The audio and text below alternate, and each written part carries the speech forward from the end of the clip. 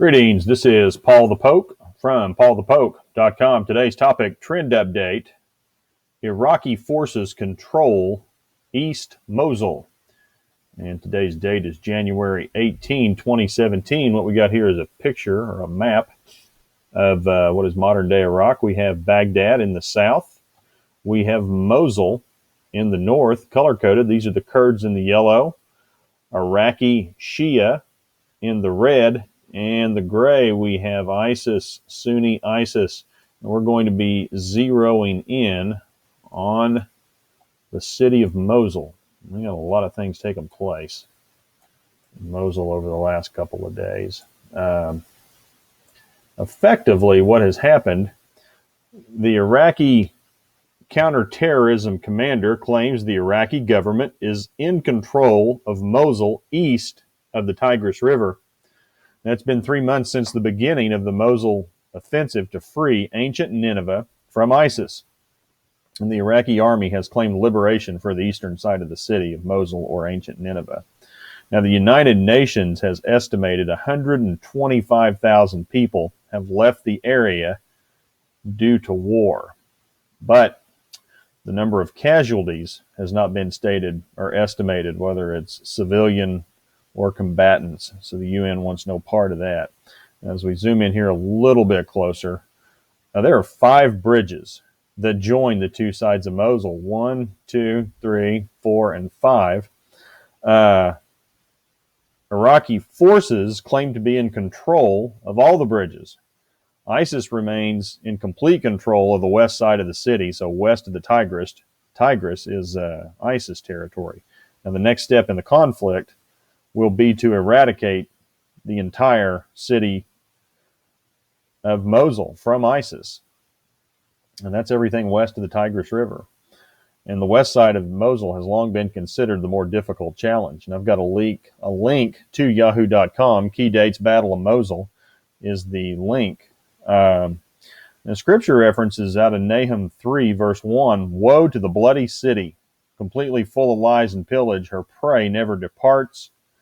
And then also Nahum 3, verse 3, "Horsemen charging, swords flashing, spears gleaming, many slain, a mass of corpses, and countless dead bodies. They stumble over the dead bodies." And chapter 3 of Nahum describes a war-torn Nineveh. And the war's taking its toll on the city. And here's a description from a citizen of the city. Healthcare worker was interviewed, and the following excerpts are noted. And here's his quotes. "The bodies of ISIS fighters are still lying in the streets, and no one has moved them. Rotting bodies could start an outbreak of disease. There's no power, no water. People are drinking from the wells here. This water is unsafe. The well water is contaminated with metals and acids. There are infectious diseases, skin diseases caused by dirty water. Children are not washing. A child should be clean so they can be healthy. We want them to be healthy. Families are doing what they can.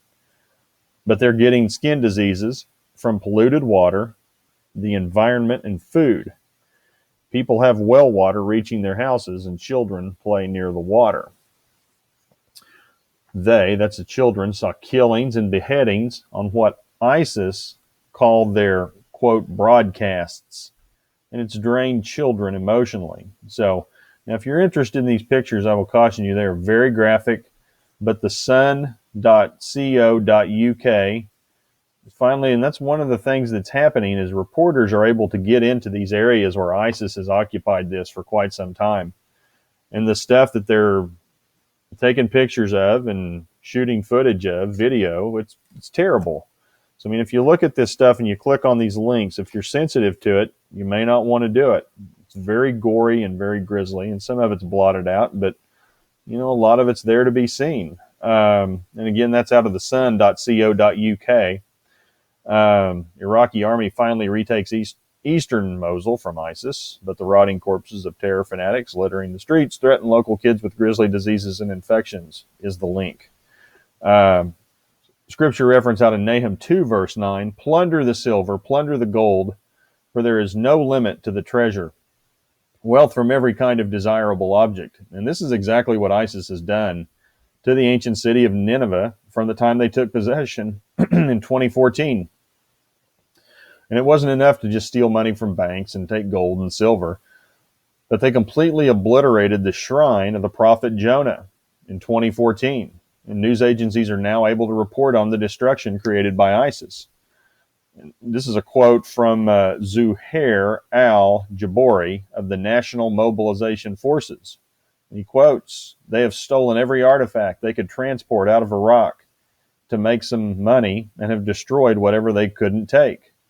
And that's from voanews.com. Iraqi forces destroyed historic Tomb of Jonah. And there's, and if you want to see pictures and video, a group from Kurdistan 24 News, has reporters in there taking pictures and video. And lastly, if all the destruction's not enough, we got up here about 30 miles, 40 miles north and a little bit west.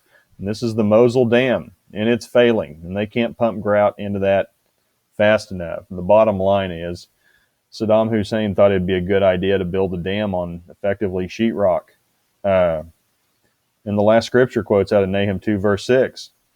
The gates of the rivers are opened and the palace is dissolved. And if you're interested in this story, check out paulthepoke.com, category Mosul, Nineveh. And there's about 2 years worth of articles, just with the key highlights of events that have taken place since 2014. Appreciate you guys listening. Thanks a lot. Take care.